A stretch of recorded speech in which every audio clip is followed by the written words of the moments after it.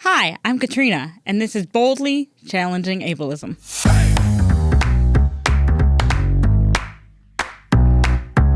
I'm your host, Katrina Simon. I'm the Community Program Specialist at the Institute on Community Integration at the University of Minnesota. This program explores various topics that impact people with disabilities in our community. Each episode addresses a different aspect of our society within the context of ableism. Ableism is the prejudice that stems from the belief or belief system that assumes someone is less capable or less worthy because of a real or perceived difference in ability or function. On this program, we hope to answer some questions you may have been afraid to ask, or maybe some you didn't even know you had. Thanks for joining us. I hope you enjoy the conversation.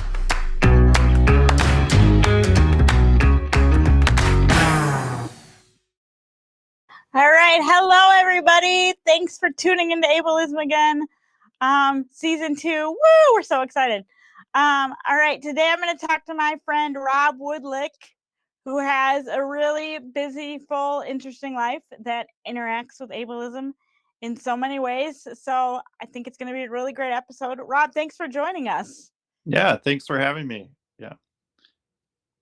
All right. And what is it that you what is your connection to the disability community? Yeah, so I have a spinal cord injury. I've been injured for about 14 years as a high-level quadriplegic from a rafting accident on the Grand Canyon. I broke my neck and ended up as a high-level quad and a power wheelchair user, and that's kind of where I'm at. So I've been a pretty big disability advocate for spinal cord injury research, employed persons with disability, accessibility, and other issues that impact my life and millions of Americans and Minnesotans too.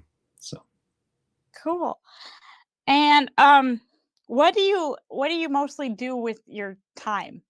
Like during the day when you're awake? Yeah, when I'm awake, Yeah. it seems like I'm always, working. I'm a project manager or project director for a company right now that's developing wheelchairs for pediatrics. I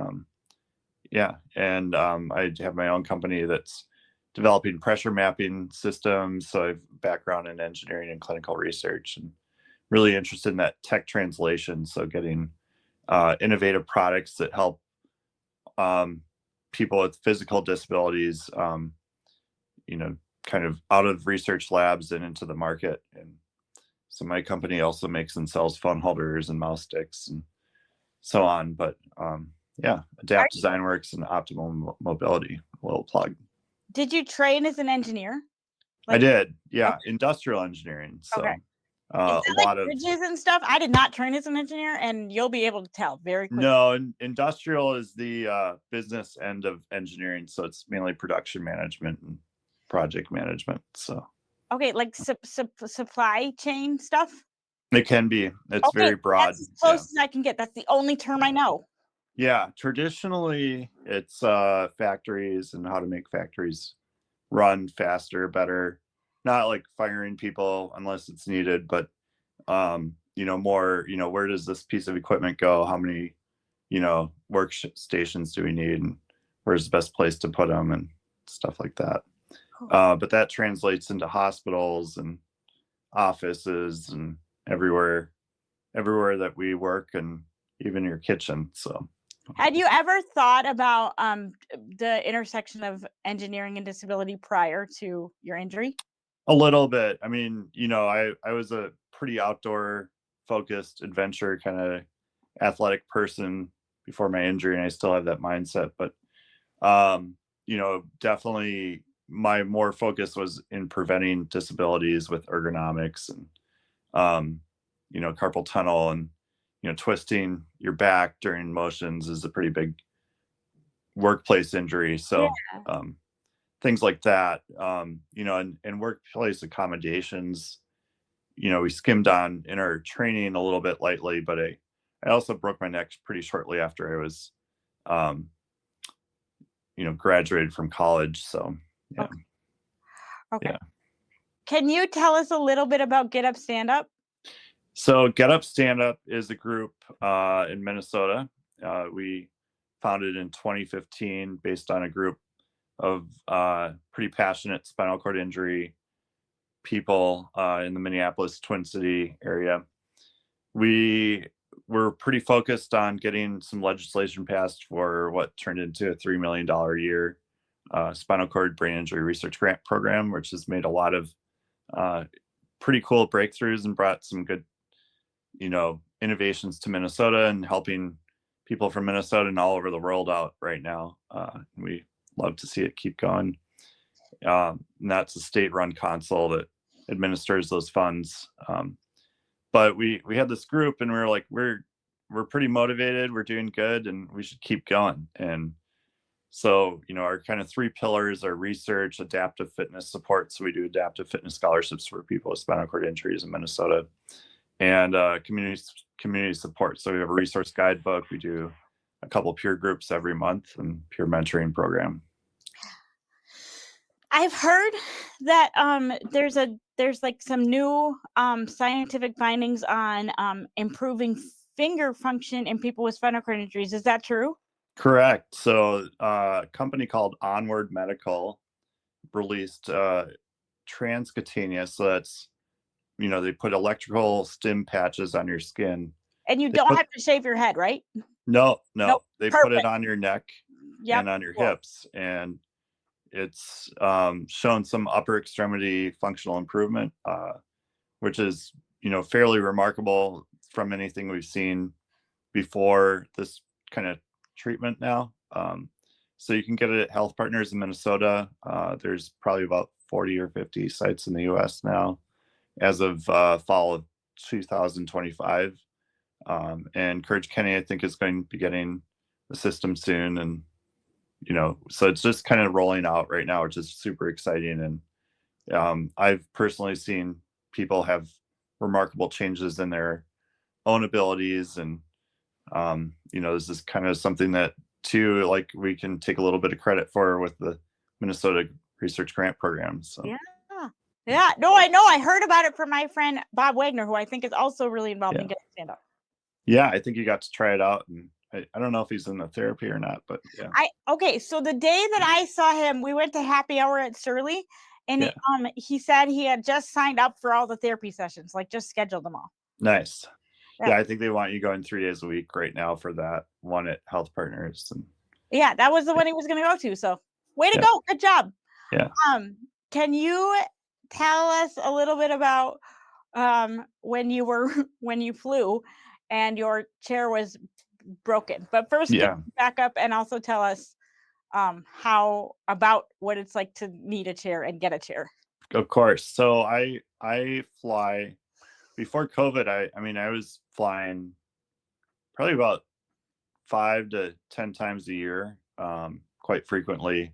I still fly a couple times a year for conferences and recreation. I went to Europe a year ago, and it was a great experience. It's a little bit different. Things are a little bit different in Europe, but they're actually surprisingly good. And the EU actually has their own ADA kind of taking place right now, which is exciting. The EU or the University of Minnesota? You mean the EU? No, the European Union. Okay. So, yeah. So Spain was really exciting in Barcelona, and it's actually kind of cool. Like the Olympics, when they host a place, their host city has to be built to certain accessibility standards. So when the Olympics were in Barcelona, that was a big change for them. But back to air travel, when I fly, I do a lot of things. I take off every cushion, everything that could come off my chair, I take off. I take off the little T-bar in my joystick and, fold it in. Some people get like boxes and, crates that they bring to the airport. It's, people go way overkill on this. And I do the bubble wrap thing. Yeah, bubble wrap. We did that the first time, and it was a lot of work. And I'm like, if this chair gets dropped, bubble wrap's not going to do anything. So, right. Yeah. But if I took off the cushions, they're not going to get ripped and rained on, that kind of thing. So, and then we call up the baggage handler and explain, this is my legs. Please be careful with it. And they go and push it away and loaded into the cargo, and I get strapped into a little like teeny wheelchair that goes down the aisle. And about every, I don't know, every 4 times I'm transferred, I'm dropped in the aisle. It's Oh my God. pretty bad. And it's a lack of training, lack of skill, mainly of the people that are transferring you.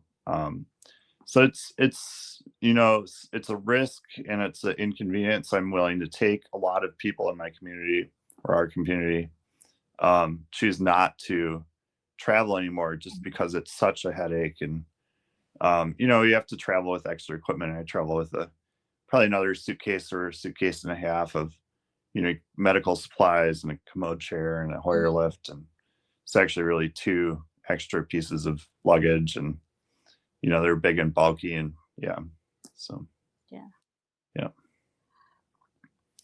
But yeah, getting dropped is not fun. I've had friends break their legs and get pressure sores and so on. And last spring, I was coming back from a conference in New York, and I I'm going to repeat just so it's a little bit flowing better. But last spring, when I was coming back from a conference in New York, our flight got delayed because it was March, and if you remember, we had about a foot of snow that fell, and it delayed everything. And then there was some big storm out east too that delayed our flight. And we got in maybe around 10:30, 11. I got off the chair. Well, I was sitting in the plane for probably over an hour after everyone got off, and finally they come up and they're like, "Yeah, your chair's broken." So that was not fun. And did they talk about like how broken it was, or when it got broke, or anything? They just told you it was broken? No, it wouldn't turn on. The frame was bent. The wheels were pressed against the frame, so the wheels weren't even roll. Okay. I don't even know how they got it up to the, I saw it for maybe 10 minutes, and I was like, yeah, this chair's done. And it was totaled. And yeah, it was pretty frustrating. And it was already like 11 o'clock, 11:15 at that point. And then I had to go fill out some paperwork. And, luckily there were some rules that were put in place last year that helped me out and get a speedy chair right away. And they were pretty accommodating and responsive. It was already 1:30 by the time I left the airport. So I took a lobby chair through to my car, or threw myself in the lobby chair and rode that home. I'm fortunate that I keep a spare chair under my stairs, but not many people in my situation have this. So the next morning, we just pulled out the old chair that is mostly fairly reliable, and had to use that for a month. But just the scheduling to get a new chair, and a lot of this has to do with the equipment available at the airport, the training, the baggage handlers. You only see them one way. When you're giving them the chair, you don't really have a choice to intervene when you land. And a lot of times they're not even notified, so they don't even have the equipment at the ramp there. Okay. And I'm just sorry. Can I just back us up a little bit and talk about how hard it is to procure a power chair in the first place? Can you talk a little bit about that? To get a flight? No, to get a chair. Oh, to get a chair. In general, yeah. Okay. So to get a wheelchair, there's a whole sizing and kind of protocol that you go through. Luckily, all that was stored on file at the place that does my wheelchairs. So they just took those measurements and ordered a new chair. Surprisingly, it was actually faster than it would have been through insurance because of these rules. So there's no question of who was going to pay for it. It was the airlines had a pretty clear understanding that they were on the hook for paying for damages to my wheelchair based on the 2024 Department of Transportation rules under Biden administration that we'll talk about in a little bit. But yeah. Oh, so you did not have to go all the way to the beginning of the process? No, I got to skip a few steps, but it still took a month for the manufacturer to build that chair. They build them to order and ship it to Minnesota, which then ended up in my hands a few days later. So. Okay. So I find that it generally, when I need, because I also use a power chair, I find that when I need a new one, which is covered once every 5 years by insurance, it takes about 6 months to a year to get it from the time I start the ordering process. Do you also Yeah. do that? Yeah, and the chair that I ordered, the chair that broke, that took about a year and a half process because there was a chip shortage. It was during COVID and all those problems that, happened then. So, in Minnesota's pretty good state for coverage, but these coverage decisions get kicked down the road in a lot of other states, and denial after denial, and then until they're finally approved. That's just kind of standard practice in states that don't have protections like Minnesota does. So. And then were you able to get the same kind of chair and the same kind of cushion and the same everything? Yeah, it was the exact copy. I was hoping to get a little upgrade or something. I just got it, the newer trim package that they didn't have the old one. So. Yeah. Oh, okay. Did you get to pick the color? Yeah, I got to pick the color. Like, it's a lot of work to get a chair in the first place, and to get a new one Yeah, would also be a lot of work. And to get it repaired I actually haven't had an adjustment to my chair, which I'm way past due for that, because you get your new chair, you get it kind of set for your body, and then a couple of weeks later you're like, well, now that I'm thinking about this, it's could do a few extra things. So definitely. Yeah. Well, can you tell us a little bit more about the it's called the Aircraft Carrier Access Act? Yeah. So going back to the history, and as a quadriplegic, when our chairs, I'm starting back. So, starting at the history of kind of where all the Aircraft Carriers Act, starting at, yeah. That's okay. Okay. So, coming from the top, right. So the crisis on the tarmac really goes back to kind of the Jim Crow and civil rights eras. And it was kind of the Wild West before 1986. Airlines weren't required to, even have passengers that use wheelchairs or disabilities. And so that was quite a big problem. And in 1986, the Paralyzed Veterans brought a Supreme Court ruling that came out as that really airlines did not have to accommodate to people with disabilities. So there was a pretty quick response to that. In the same year, Congress passed the Air Carrier Access Act, or the ACAA. It did give civil rights to people with disabilities for airlines and airports.